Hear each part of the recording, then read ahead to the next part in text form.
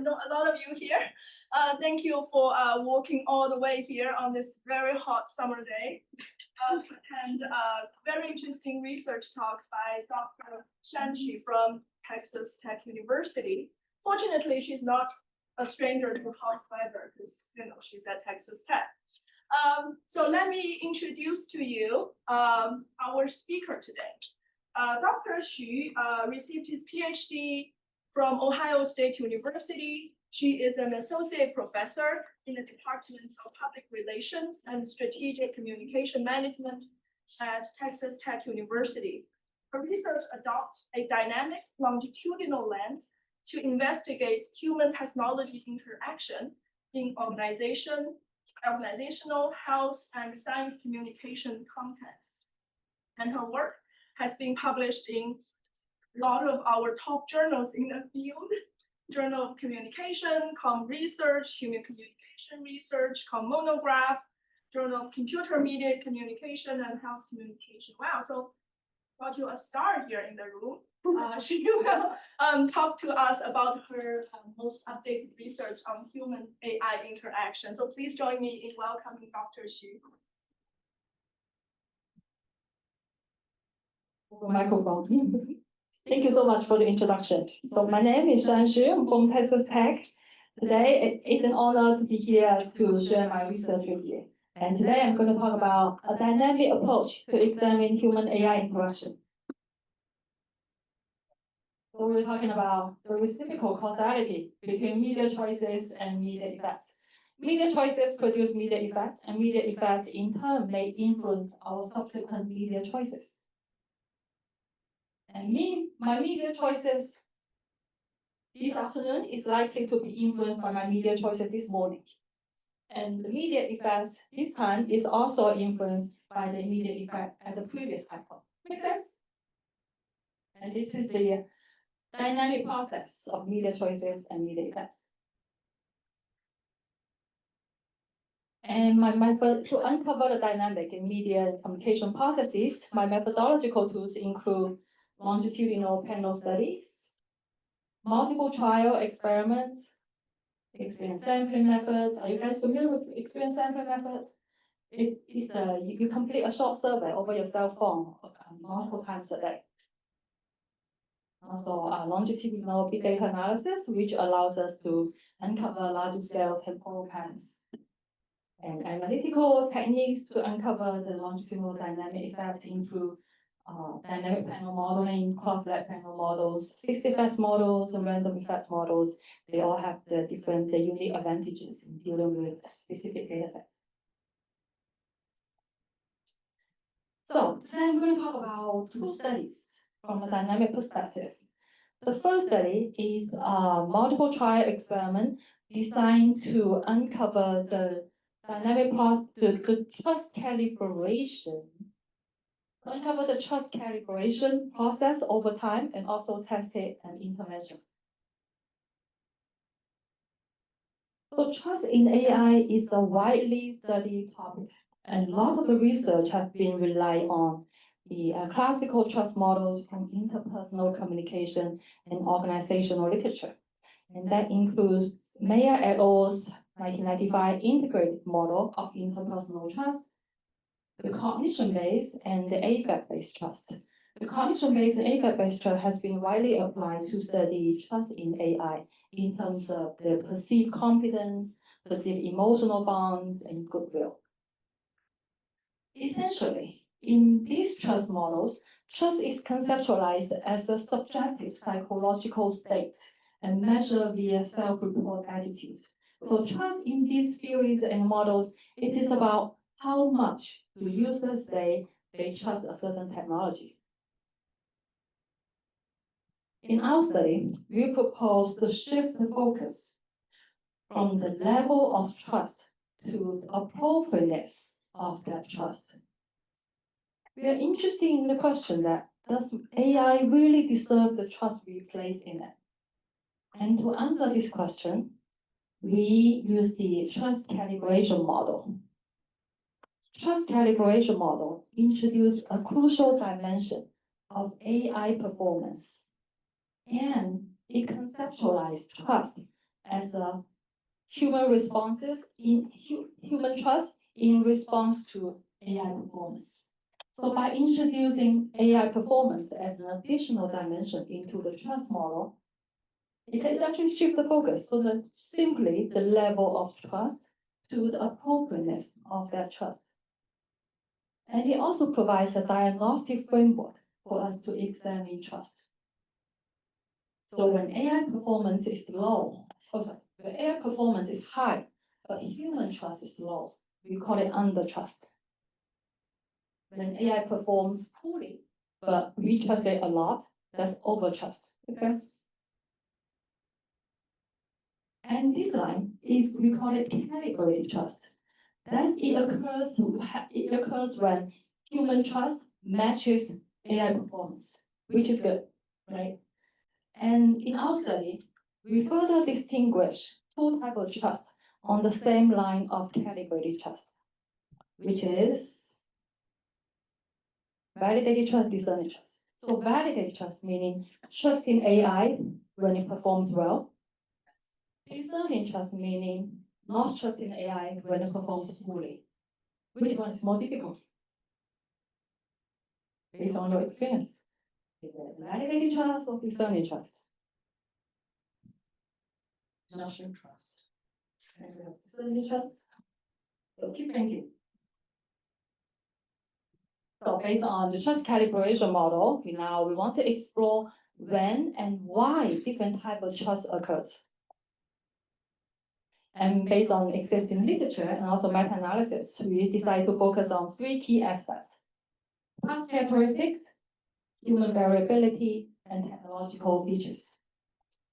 First, we tested task difficulty because existing literature find that as tasks become more difficult, people are more likely to rely on AI. And that informs our hypothesis one. Greater difficulty leads to overtrust in AI. Second, we examine cognitive ability, specifically numeracy, as a boundary condition of this effect. It is possible that the impact of task difficulty on trust also depends on individuals' cognitive ability. And lastly, we examine AI chain of thought explanation. AI chain of thought explanation refers to the type of AI explanation that it shows us the reasoning steps in accessible natural language that easy to understand by humans in comparison to multiple type of explanation.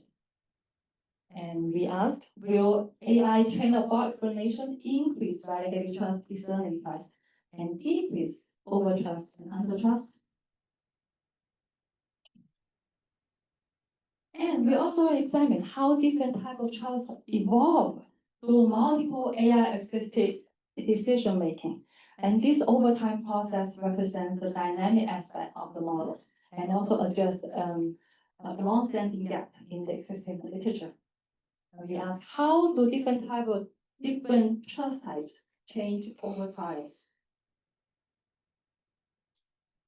Lastly, we examine feedback as an intervention strategy to promote trust calibration. So when I say feedback, it means providing performance feedback to the participants. So feedback reviews the correctness of human AI decision. So conceptually, providing feedback can reduce uncertainty about AI performance. And ideally, it should help users estimate AI performance more accurately. So we ask, with feedback after each trial, will individuals show an increase in validated trust and discerning trust, and a decrease in overtrust and undertrust? So this is our first study. We conducted a 2x2 mixed factorial design. We manipulate AI chain of thought explanation. Technical explanation is 0, chain of thought explanation is 1. And we also manipulate task difficulty, the half of the easy task, half a difficult task. There were 24 trials, including 12 math problems, 12 design problems, and each problem is a multiple trial with multiple choice with 2 options. Only one is the correct answer. And we designed our own simulated AI chatbot using JavaScript and use it in Cortex to collect data. Our analytical approach, we use a random effects panel model because it allows us to estimate the time series effects of both time invariant variable and time variant variable. So when I say time invariant variable, it refers to the between subject manipulation here, and time variant variable are the within subject factors. And the random effects, the random assignment in experimental design actually satisfy the random effects assumption. That is, the individual specific effects are uncorrelated with the independent variable. So again, here are our independent variable. We have the task difficulty manipulated as within subject. In cognitive ability, we measure numeracy as a trait measure. So we use 3 math tasks to test how smart our participants are. And we have the chain of thought explanation, which is a between subject manipulation. Yeah, we used again chain of thought explanation, meaning the step-by-step reasoning in natural and plain language in comparison to more technical type of explanation. And both manipulation has passed the manipulation check in both the main study and the pilot study. So for the dependent variable, we have the 4 types of trust behaviors. They are binary behavioral measures. Therefore, because the DB is a binary variable, we use the command to specify the dependent variable distribution as binomial and request a legit model estimation. Here are some examples of our stimuli. So this is the math question. So first participants will see the math question. If they have to view AI's recommendation for this question, please click here. So after clicking here, the AI output will auto type at a speed similar to ChatGPT. So it won't appear if they don't click the. This is the math question. This is the technical explanation here. There's just an equation. And here's the same math question with a chain of thought explanation. So again, the same question, and then after they click AI output AI recommendation, here's the more chain of thought explanation that is more natural step-by-step language explaining why we use 50 multiplied by 7. Remember, we have the design evaluation question. We post 2 posters and ask participants which one you think is a better design, and there is a correct answer to it. And here is the technical explanation of why picture A is better than picture B. And we have the chain of thought explanation of the same question. Yeah, and explaining in several design principles that picture A is a recommended choices. So in more natural plain language to explain AI's choices. So let's take a look at the results. I highlight the results that related to our hypothesis as well. So task difficulty indeed positively and significantly increased over trust. And in interaction effect between task difficulty and cognitive ability was significant and positive. AI chain of thought explanations significantly reduce under trust and significantly increase validated trust. But if we take a look at the trials, over trials, there's no significant changes of the 4 different types of trust behaviors. Remember the interaction effect was significant. Now let's take a look at the graph of how is it significant.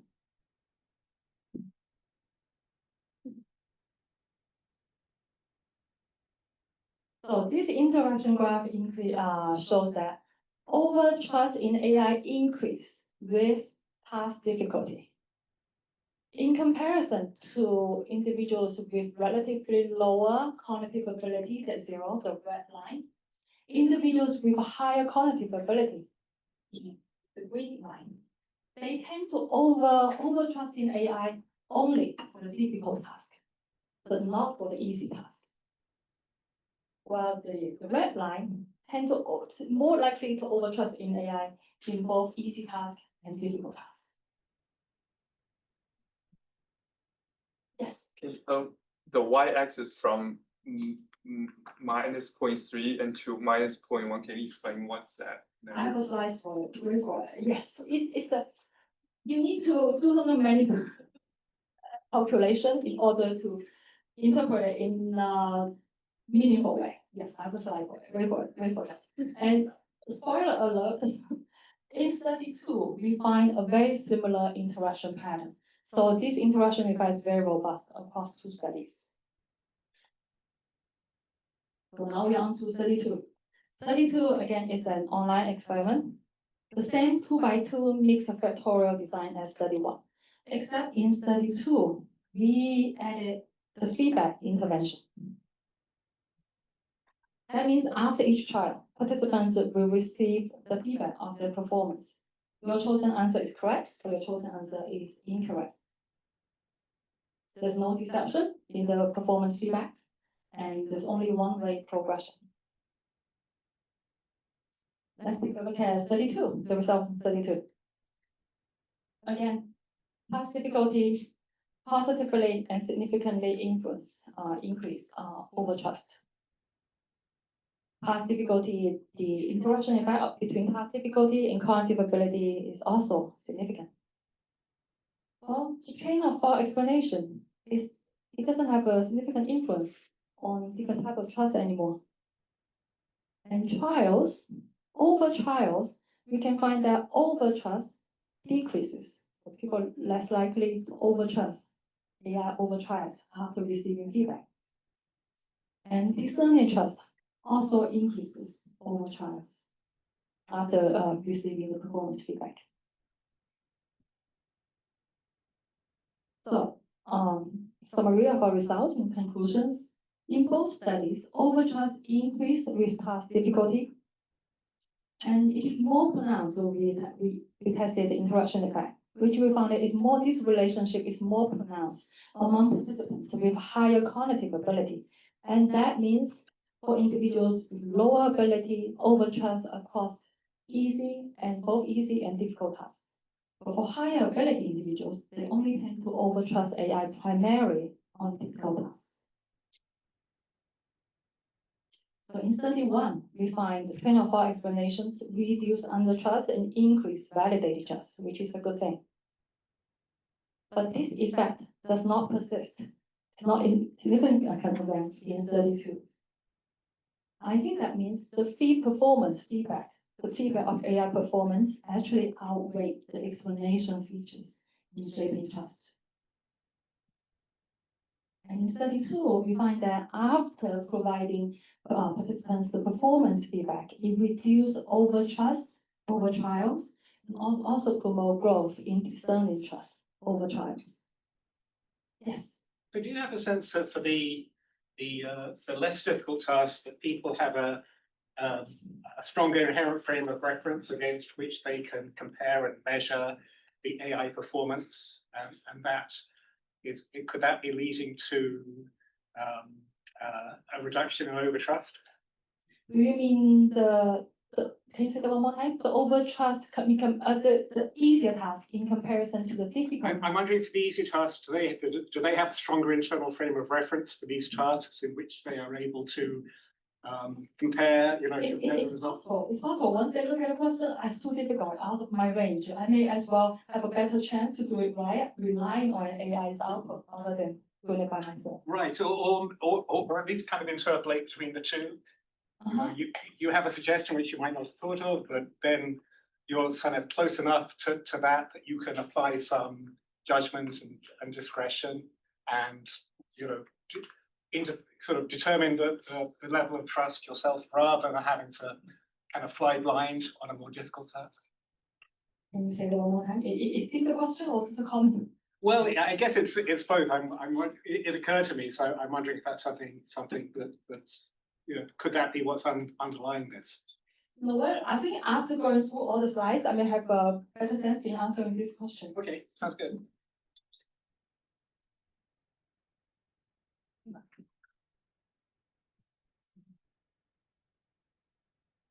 So I think the key theoretical contribution of this study is to shifting the focus of instead of asking how much do users say they trust a technology, to frame the question as, do users trust AI when warranted and withhold trust when it is not? And we think that this trust calibration model actually provides a decent diagnostic framework for us to examine different type of trust. So trust here becomes a behavioral decision whether it aligns with AI performance or not, rather than simply the level of trust in AI. And we propose 4 empirically tested behaviors and which can reveal the directional appropriateness of trust. I think these models as evaluative clarity of the trust in AI and also enables a more responsible and effective human AI collaboration. The methodological contribution and practical implication. We think that this model actually emphasizes trust in action, but not self-report attitudinal trust. It captures performance aligned action, whether it aligns with AI performance over time. Here, we are not proposing that the trust calibration model should replace the attitudinal conceptualization of trust. Instead, we are proposing that this trust behavior in response to AI performance is actually a necessary, but most of the time is underutilized in our complement in our AI trust research. And this framework, I think, is especially useful in high-stake domains. For example, in healthcare, automatic driving, hiring, where accuracy, security, and fairness matters. In these cases, we must act in alignment with AI performance. Building trust is not enough. Well, I think actually this model, this trust calibration model, it raises more questions than it answers. So we'll continue to exploring these, conducting follow-up studies on this trust calibration model. For example, I just finished a data collection of scale development and factor analysis to see whether the 4 types of trust behaviors actually emerge as 4 distinct self-report psychological traits when we measure it through a survey instrument. Another study I'm currently in conceptualization stage is an eye tracking study. We are interested in the attention dynamic in the trust calibration process. So do users really evaluate the AI outputs and explanations carefully, which would manifest as a behavior of validated trust? Or they just overtrust in AI without paying attention? These kind of questions can be answered by an eye tracking study. We actually text the visual attention to the question and to the AI output. I can show you some preliminary factor analysis results. So we develop 20 items, 5 items for each type of trust, and they all load it on 4 different factors and with no significant cross-loadings. Yeah, here's some examples, sample items of each type of trust we develop, the scales we develop. And we have the 4 factors manifest from the 20 question items. And we also find that the correlation between the different type of trust. And we find that validated trust actually correlates quite highly, about approaching 0.6 with overtrust. So these 2 types of trust, they overlap. And discerning trust, there's 0.4 correlation between discerning trust and undertrust. So I think it means that these 4 factors actually cluster more along the human axis, not AI performance, which is not surprising because that means our psychological tendency will determine the factor structure here. But I think it also highlights the importance of intervention to train humans to detect, to evaluate AI performance. I think we are on the right track in terms of providing performance feedback and other strategic approaches to help people more carefully examine AI performance. More questions, or we go through it at the end? Still have plenty of time. If you have I'm second study. of course, please. Okay, in the previous study, we talked about, I mainly focused on human AI collaboration in problem solving.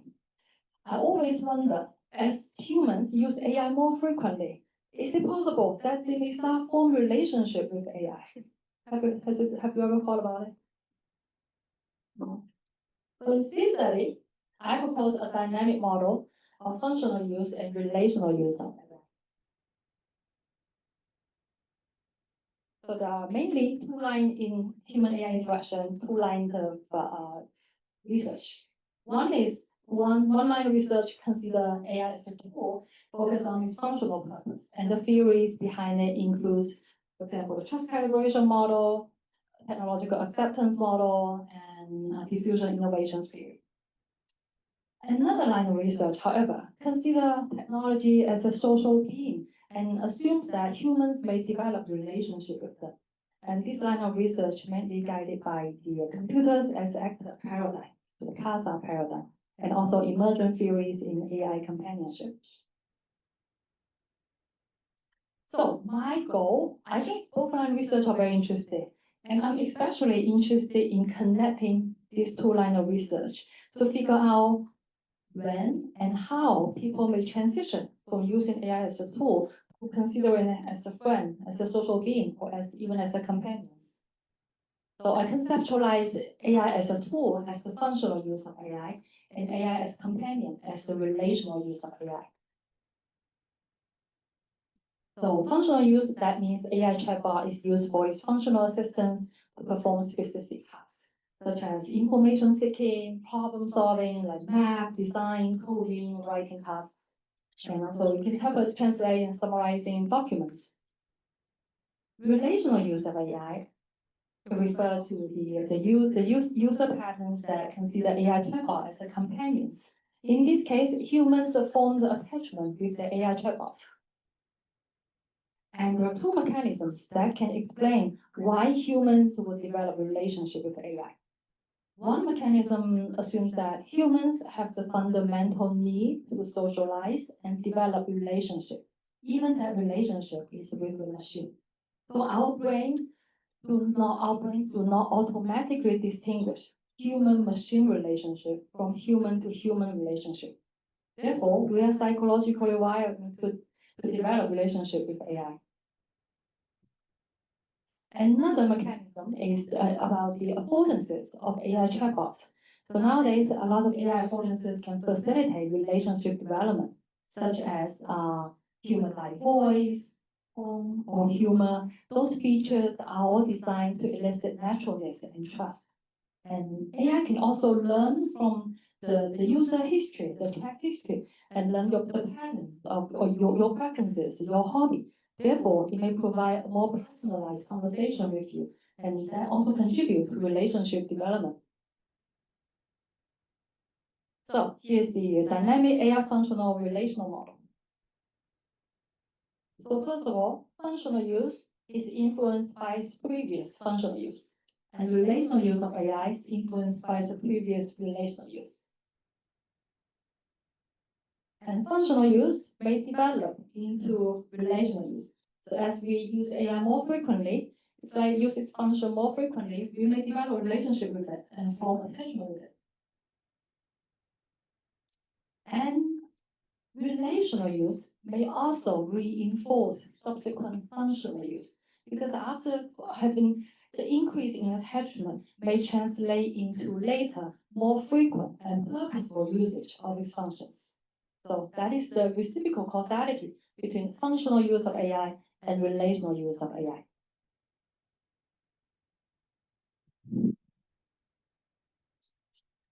And, well, what are the key factors that may contribute to relational use of AI?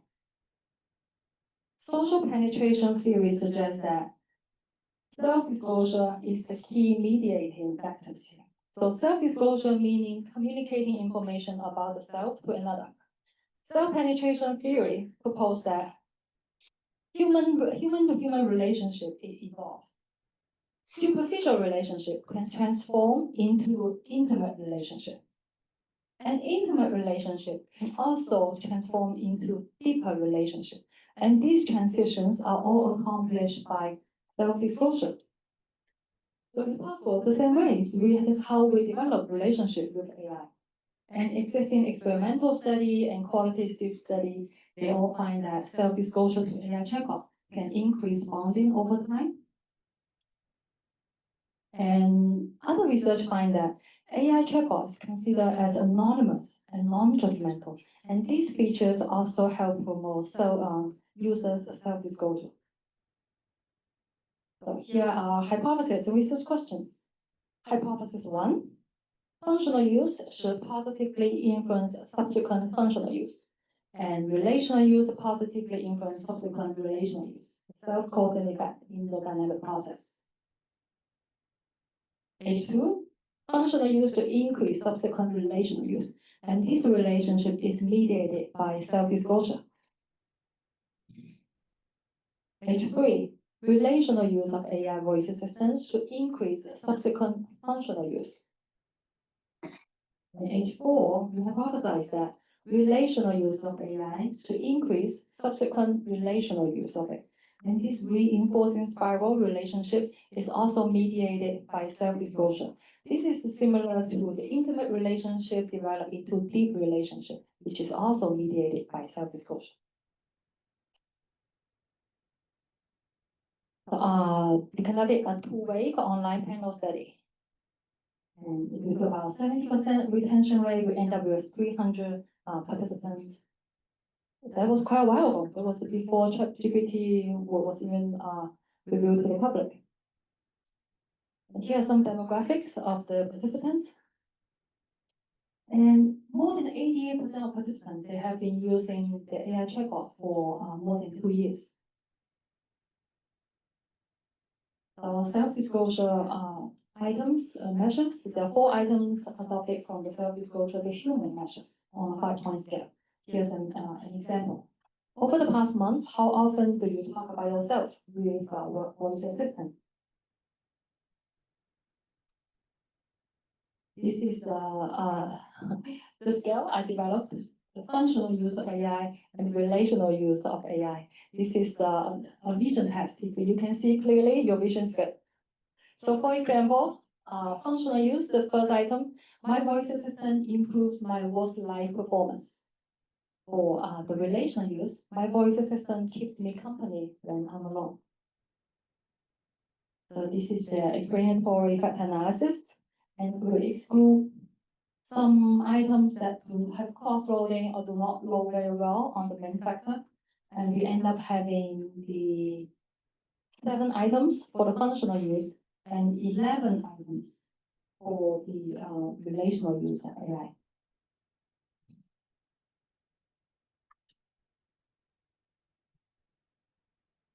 And for the EFA, we use the first way of data. For the second way of data, CFA, we use the second way of data. Here are some the results of the measure.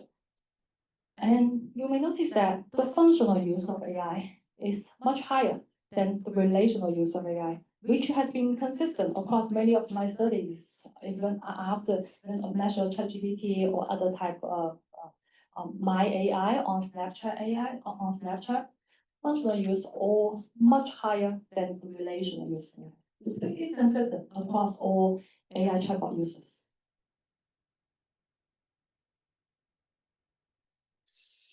So remember our hypothesis research questions. We test the hypothesis research questions. We use a cross-select panel model. And we have the hypothesis about mediation.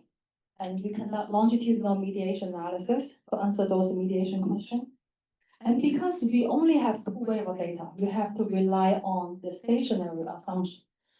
That means the relationship between the mediator and the outcome variable we assume that it will hold true if more data were collected at a subsequent time point. But this is a limitation of the two-way study to test a longitudinal mediation relationship. We rely on this assumption. So, functional use positively and very significantly predict subsequent functional use. Relational use, the same, positively and significantly produce subsequent relational use. So hypothesis 1 is supported. However, remember we proposed functional use will evolve, translate into more relational use. And this is not supported, it's not significant. And we test the mediation role of self-disclosure. We find that the mediation analysis find that the opposite is significant. It shows a significant but negative mediation effect of self-disclosure. That means higher level of functional use will actually reduce subsequent self-disclosure on AI. And the self-disclosure on AI, self-disclosure to AI actually positively and significantly increase subsequent relational use. And we find relational use, it did translate into more functional use later. So H3 was supported. On H4, we propose that relational use would reinforce subsequent relational use through the mediating role of self-disclosure. And longitudinal media analysis show a significant mediating effect of self-disclosure in reinforcing a positive reinforcing relationship. And these are the great lines are the relationship we also control for in the model. This is another way of presenting the results in a table format. And in this model, we also control for privacy concern. So the results in conclusion and some implication. We find that relational use will positively and significantly increase subsequent functional use of AI. But functional use does not necessarily translate into relational use of AI. And our study identify a mechanism that is because there is a lack of self-disclosure. So people more likely use AI more frequently as a tool, they're actually less likely to self-disclose to AI. And it is this lack of self-disclosure that contribute that will decrease the likelihood of relational use of AI. So, if self-disclosure if functional use does not translate into relational use, then why some people develop relationship with AI?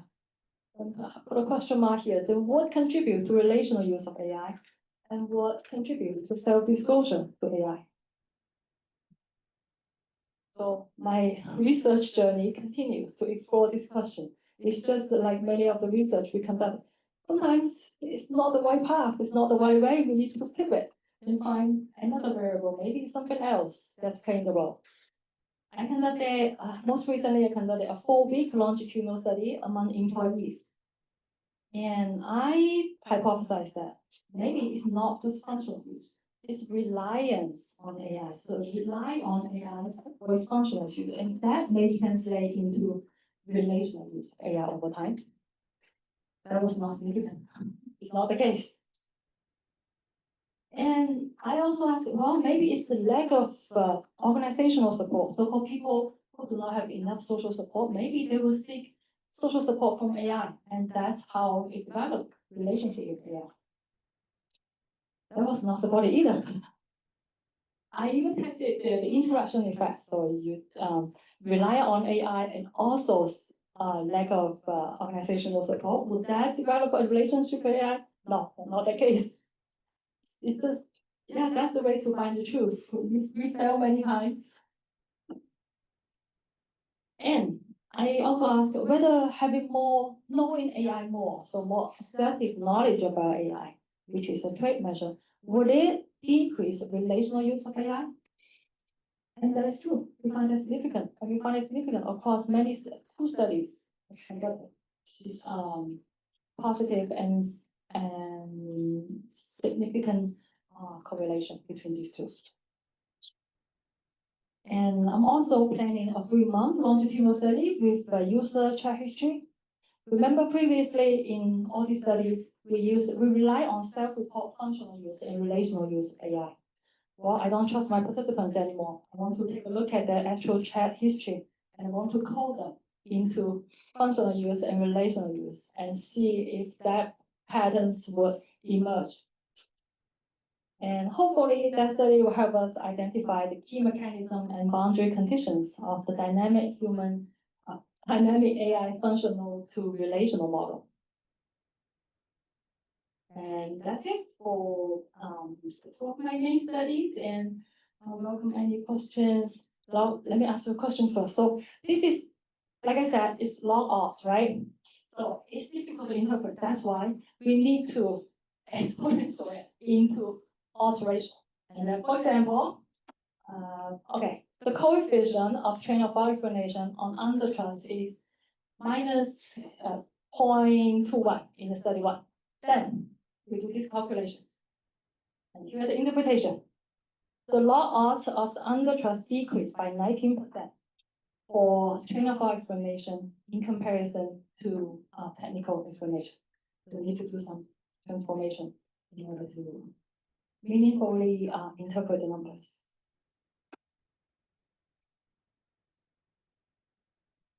Do you have any questions for Dr. Xu?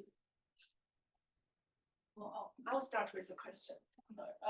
So I'm intrigued by the second study where you look at how functional use and relational use might lead to each other. And then the explanatory variable you used was self-disclosure, and you used social penetration theory, Yes. right? So I think, yeah, social penetration theory says that self-disclosure is the key to relational development. But also in penetration theory, they are like, okay, the self-disclosure needs to be reciprocal. So I tell you something about me, you tell me something about you. So when it comes to human AI communication, do you see that, or did you measure any of those? In my study, I did not measure this reciprocity between self-disclosure. But I know in other existing experimental studies, they manipulate the self-disclosure of AI to humans, which is fine, that is significant. If AIs are more likely to disclose themselves to humans, it will increase self-disclosure. Yeah. So yes. So the reciprocal, it works between human and human to AI. Another concern I have is about it's an experiment. It's in an artificial setting, and then the kind of disclosure that AI provide. It's a few sentences. I am an AI created by which company? I process this kind of data. But we all know self-disclosure is a continuous longitudinal process. I continue to disclose myself, but there's not so much AI can disclose about themselves. So it may just stop at that very early superficial stage of AI self-disclosure. So it's likely, I think in the human AI relationship, humans do most of the self-disclosure, and AI is not so much contributing to the reciprocity of self-disclosure, especially if we take a look at this relationship with self-disclosure in a longer time span. Yeah, so I think what you have is really interesting because it shows that the human can just keep on disclosing, tell the AI more about ourselves, and somehow then we trust AI more, or we have more relational views. So it can be a one-way street. Yeah. So that's really amazing, very interesting finding, especially considering in the past what we understood about relational development. Yeah, I think this must be a fundamental differences between human relationship and human AI relationship. We just need to dig into that and find out more about the truth. Questions for Dr. Xu? Yeah, I have a question. So what you were looking at was like regular chatbots, right? So that's just like words to words. Have you ever thought about what if it's a virtual character? Like what if there's some digital character there that you can then interact with? Because I know there are applications that use like conversational AI or virtual characters. And there are things that one of them is called a replica. Right? Yes, and so like there were some studies that I was doing where they like tried to see what these characters acted like, and they're kind of like, I think Replica was the one that leaned in more towards like a romantic kind of partner experience, which was rare to like my team and I, because we didn't expect that to happen. So have you thought about like that and like what the impacts of having a visual along with like conversational AI with this like model that? You raise a very interesting question. So based on what we know, based on the AI products out there, there are two types of AI. One is more like ChatGPT. It works as a tool to help you solve different problems, the specific problems. Another type of AI is designed to be an AI companions. Like you said, character AI, replica. They're kind of AI that's designed to be a social companion.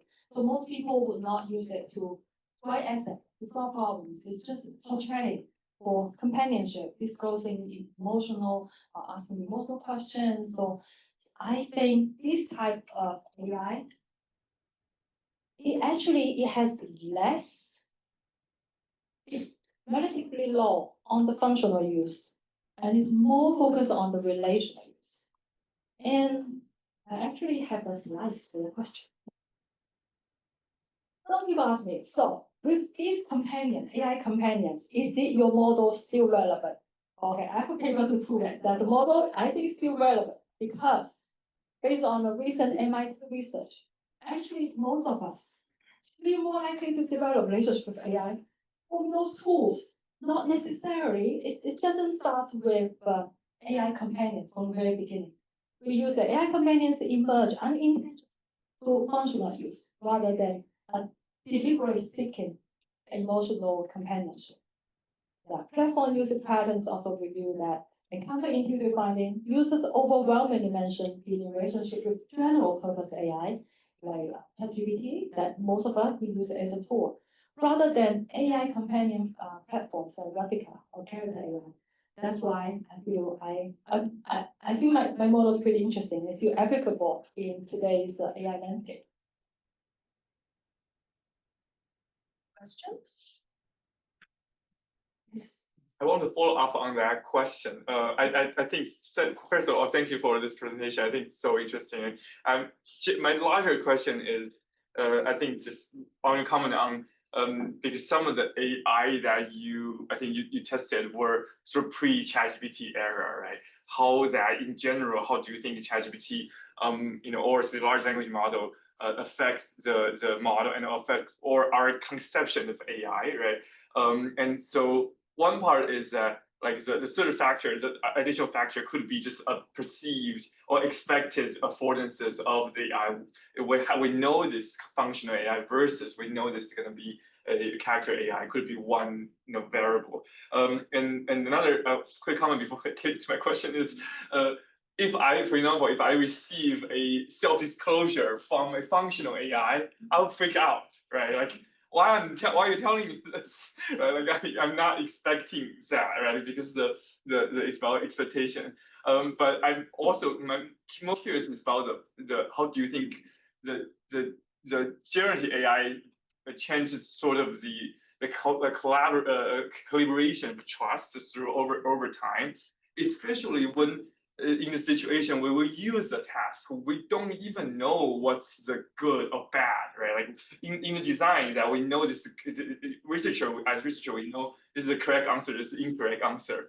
So how do the collaboration happen, especially in the age of generative AI with a lot of variation, possible hallucination, without us even knowing, right? Like that's, I think, the challenge brings in. And how does that model how is the model still valid in the current framework? The trust calibration. The trust calibration models. Yes, existing research, so related to, so how ChatGPT is different from previous, not so smart AI chatbot like Siri, Alexa, right? So ChatGPT is outperforming compared to the older generation of AI chatbot. And I think based on my knowledge, in some experiments, they find that AI anthropomorphism, that means the perceived AI more like a human, is likely to contribute to the affective trust. So remember the very beginning of cognition-based trust, affect-based trust. But the more, I think essentially, and other studies also find that AI as more human-like will increase over trust in AI. But this kind of study only tested in the experimental setting. That means it's not very longitudinal. And we don't know over time that effect, the human AI being human-like, may manifest as a larger effect over time. Or after people get used to it, and then they consider AI and less like human, and they would not overtrust AI. We don't know. There's two competing hypotheses. That's why I think we need longitudinal studies to test how sort of perceived human likeness contribute in the trust calibration model, especially is the overtrust we are trying to avoid. And your second question is about AI hallucination. Yeah, The so, accuracy so of like AI. it's in a condition where we don't know, like Yeah. it's a task, the quality of the task, it's unknown. How do Yes. we sort of still do the model?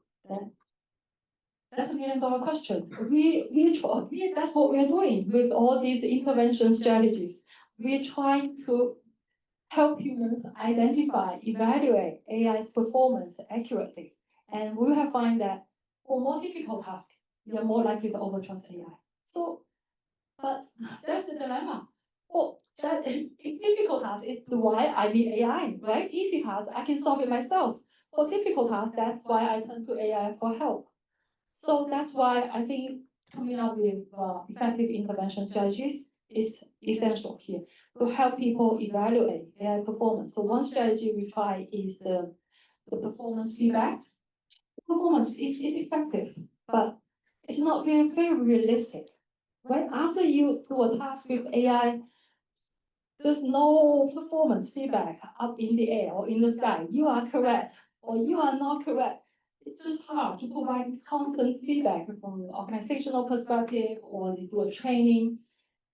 Another intervention strategy we are thinking in implementing in the eye tracking study is just simply providing in each trial, we tell participants the accuracy level of this AI in certain type of tasks. For example, accuracy level is 80%. So people hopefully they start estimating, well, it typically makes one mistake after 5 tasks. So hopefully that would help them also calibrate the trust more carefully. Or something like that, I forgot. Oh, okay, one more add one thing. I think trust calibration, let me go back to that more.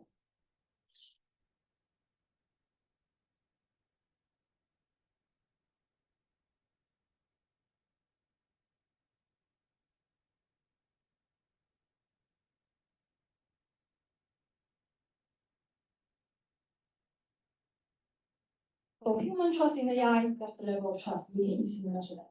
That's the harder problem is the AI performance. I think AI performance, in order to determine AI performance, I think it depends on two individual personal level kind of level. One is domain specific ability. Do humans have the ability, have the domain specific ability to tell whether AI is correct or incorrect? And the second variable is cognitive resources. At that time, do I have the cognitive resources to tell the difference between a good AI output and a bad AI output? I think combining these more two variables together can replace AI performance and translate it into something that our communication scholars are interested in. Because this problem, we cannot solve it. It's a computer science problem. We hope it gets better, but we don't know. I have a question from Jason, who is joining us on Zoom. Yes. So he says, for study 2 in your first project, the calibration project, the feedbacks of AI use changes people's trust in AI in sequence. Have you thought of a sequential model, like a reinforcement learning model for this process? Yes, yes. Jason, let's calibrate. Let's collaborate on this. Yeah, I'm thinking about, there's another model for the Cha-Cha model in communication. It's also a sequential decision-making model about how people learn gradually over time and how so this the four type of trust essentially consider four channels, how we switch between channels. Over trust, under trust, validation, discerning trust. And we all, hopefully, they all land here and here, but not here or here. Thank you. He likes it. Thank you. Okay, so our time is up. Again, thank you so much for coming to Dr.